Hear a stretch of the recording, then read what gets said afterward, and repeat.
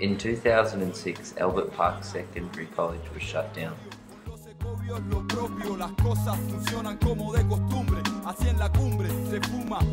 Before this, we kids felt like we were more connected to each other. I grew up in Port Melbourne, everyone knew everyone, and you could walk down the street and freaking go and visit your friends, and everyone was just friendly, okay? Yeah. Everyone knew everyone, we all went to the same schools. Yeah. It was a really close community. After the school was shut down, we left to find where to continue our schooling. Some students continued schooling elsewhere and some dropped out. In South and Port Melbourne region, there is no secondary school for the youth to go to get together to build a community. What's your name? Patsy. How old are you? 17. Where do you live? South Melbourne. What school do you go to? CAE. What do you think this community needs? Needs high school. And what do you think this community needs? Oh, it needs a high school. I find that the youth in South and Port region feel disconnected from each other. We no longer know each other. We don't have a central place to go to like a school. Having a school in our community, I feel, is what would bind us together. So what do you think this community needs? More things for younger people to do. My name's William Lemeni. What's your age? I'm 16. Where do you live? South Melbourne. So what do you think there's to do in South and Port? Not much, I guess. Not much. So great, that was a lot of fun. That was a good fun for us. That really kept us out of trouble because, I don't know, that gave us something to do with, when we went to South Green, the combi, we went ice skating one time. We used to hang out at the drop-in a lot, like every day after school we used to go around there, and we used to go on trips with them. And before the drop-in was around, or before we even knew about it sort of thing, we just hung out at Skinner's, and they took us on a few excursions and kept us out of trouble, I reckon. If you were running a youth centre, what would you include? William? What would you do? What programs would you run for the kids? Tutoring. Do you know what services are available to you in South Port? Yes, Soul Green. If you could change one thing about Soul Green, what would it be? And what would you like inside Soul Green and outside? Maybe a study centre or something. Like a young hip place for everyone to study. Oh yes.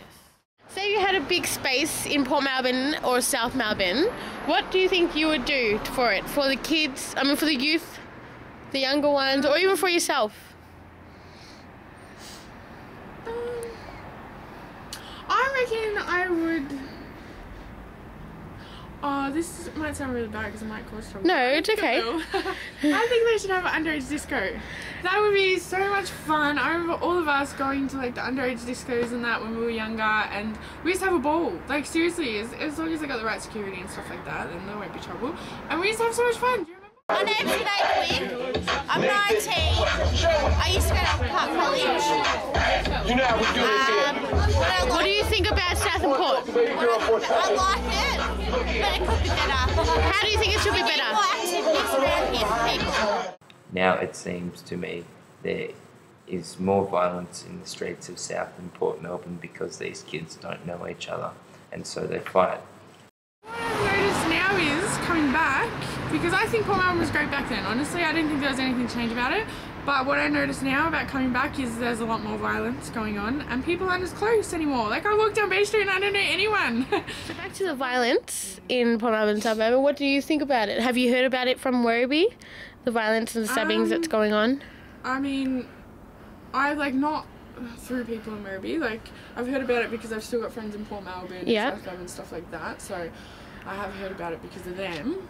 But I think it's terrible, to be honest. Yeah. Like we really didn't have to worry about that sort of stuff at all when we were younger. Like I wouldn't imagine having to worry about walking down the street and worrying about getting jumped. No, you wouldn't, would like you? It's terrible. You'd think about it 14, 15-year-olds doing that sort of stuff now. Like we never done stuff like that. Like, even some like really 12-year-olds yeah, are doing it, you know? That's sad.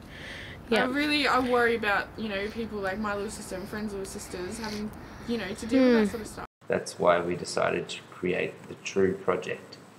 The reunited South Port with Tru.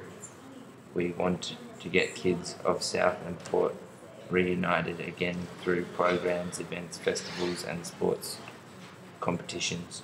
We want to get like, you know, all those kids off the street, you know, the violence, you know, stabbings and stuff, not to say who, but you know.